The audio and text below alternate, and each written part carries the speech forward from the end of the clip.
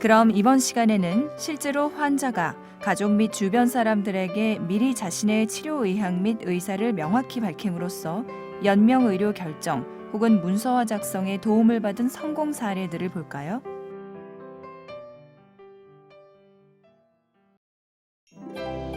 평소 가족들과 대화를 많이 하시나요? 네, 대화를 많이 하는 편이에요. 저는 저의 몸 상태에 대해서도 가족들에게 정확하게 얘기해주는 편이에요. 가족분들이 되게 사이가 좋으신가 봐요. 대화가 많이 없는 가족들 같은 경우에는 환자분은 혼자서만 본인의 상태에 대해 알고 계시고 가족들은 의사 선생님과 만나 환자의 상태에 대해 듣고 그러시더라고요. 저는 저의 병에 대해 굳이 숨기려 해야 한다고 생각하지 않아요. 가족이라면 내 고통도 가족의 고통이고 내 기쁨도 가족의 기쁨이잖아요.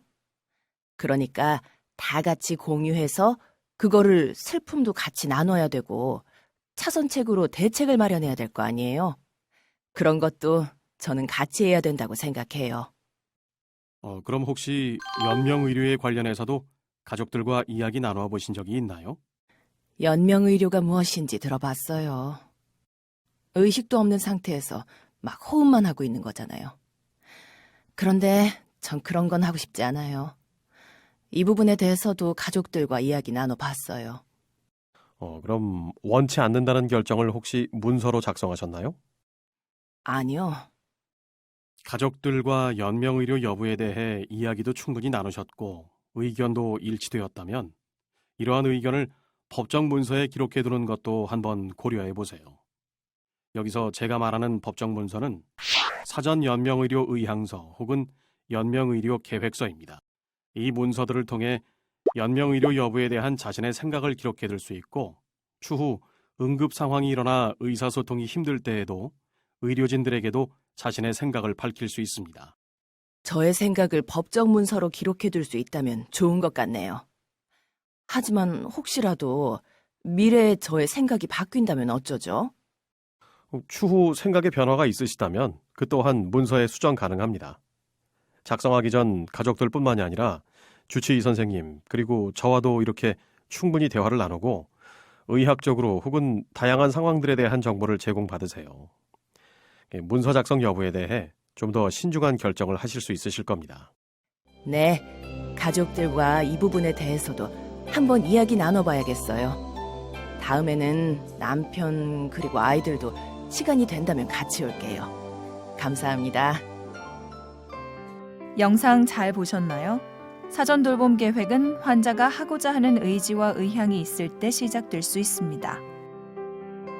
사전 돌봄 계획을 통해 의료진 그리고 가족들과 나의 바람, 가치관, 앞으로의 치료 계획 등에 대해 함께 논의할 수 있으며 스스로 의사결정을 내릴 수 없을 때를 대비해 미리 치료에 대한 자신의 선호를 밝혀둘 수 있고 논의 사항들을 통해 의료진 혹은 다른 관계자들에게 환자가 선호하는 치료 방향 제시가 가능합니다. 사전 돌봄 계획을 제공받고 싶으시다면 우선 병원에 있는 의료진과 대화를 나누어 보세요. 의료진은 대화를 통해 환자가 원하는 목표, 가치관, 방향에 맞게 의료적 의사결정을 내릴 수 있도록 도와줄 것이며 다방면에 있어 환자의 이해도를 높여주고 앞으로의 치료가 환자의 목적에 맞는지 결정하는 데 도움을 줄 것입니다. 사전 돌봄 계획을 통해 의료진과 대화하며 가치관, 의견, 치료 선호도에 대해 논의하고 자신의 생각을 문서로도 미리 남겨놓아 보세요.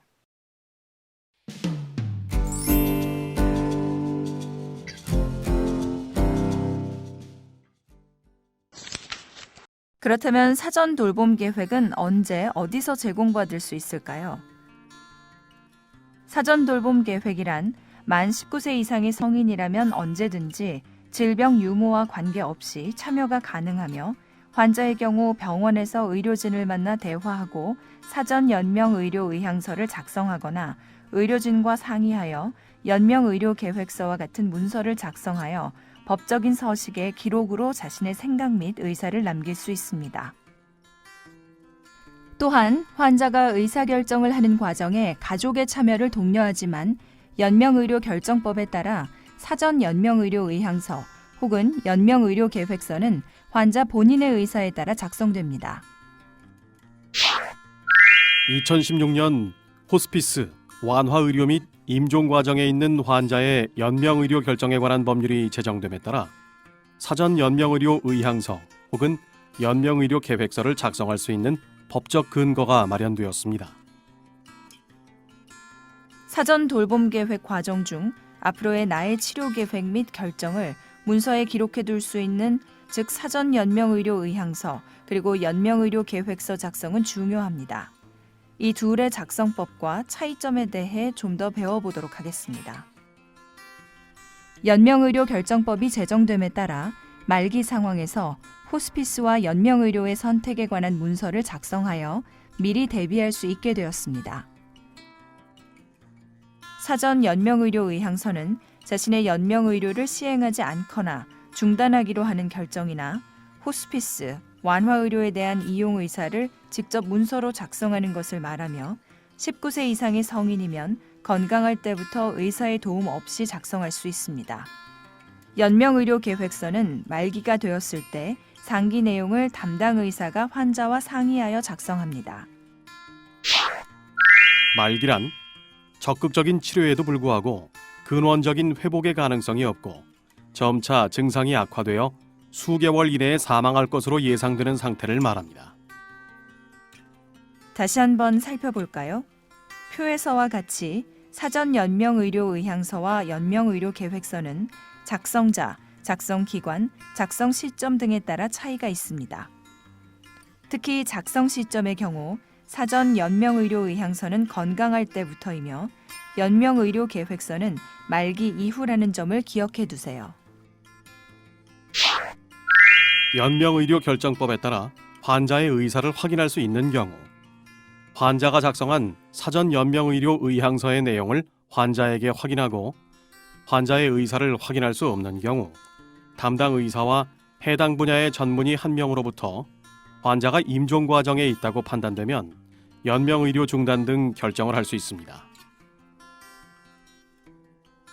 여기서 이야기되는 연명의료란 임종 과정에 있는 환자에게 하는 심폐소생술, 인공호흡기 착용, 혈액투석 및 항암제 투여의 의학적 시술로서 치료 효과는 없이 단지 임종 과정만을 연장하는 것을 말합니다. 그렇다면 심폐소생술, 인공호흡기, 혈액투석, 항암제 투여가 어떤 것을 의미하는지 하나씩 알려드리겠습니다. 우선 심폐소생술은 환자의 심장 박동 혹은 호흡이 멈췄을 때 기능을 다시 회복하고자 인공적으로 호흡과 혈액순환을 유지하는 응급의료 처치법입니다. 혈액순환을 위해 가슴을 압박하는 과정에서 통증, 갈비뼈 골절, 장기 출혈 등의 부작용이 나타날 수 있습니다. 또한 임종기 환자에게 심폐소생술을 적용하였을 때 얻을 수 있는 효과는 매우 적으며 심폐소생술 시행 후 생존율도 10% 미만으로 매우 낮습니다. 그리고 인공호흡기는 환자가 스스로 호흡을 할 수 없는 상태에 인공호흡기를 사용하여 인위적으로 호흡을 유지합니다. 기계 사용을 위해서는 중환자실에 입원해야 하며 기관지에 관을 넣고 유지하는 과정에서 통증, 기관지 손상 등의 합병증이 나타날 수 있으며 소리내어 말하기 어렵습니다. 고통을 줄이기 위해 진정 약물을 사용하기도 합니다.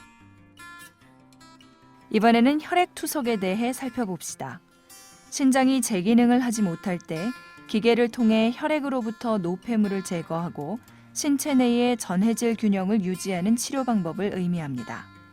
혈관을 확보하고 투석을 진행하는 과정에서 불편함 혹은 고통을 느낄 수 있습니다. 마지막으로 알려드릴 것은 항암제 투여입니다. 암세포를 축소, 억제, 제거하기 위해 정맥주사 혹은 경구로 약물을 투여하는 치료법입니다. 항암제의 종류와 환자의 신체 상태에 따라 여러 가지 부작용을 동반할 수 있습니다. 연명의료를 중단하는 것과 같은 결정을 할 때에도 통증 완화를 위한 의료 행위와 영양분 공급, 물 공급, 산소의 단순 공급은 시행하지 않거나 중단되어서는 안 됩니다.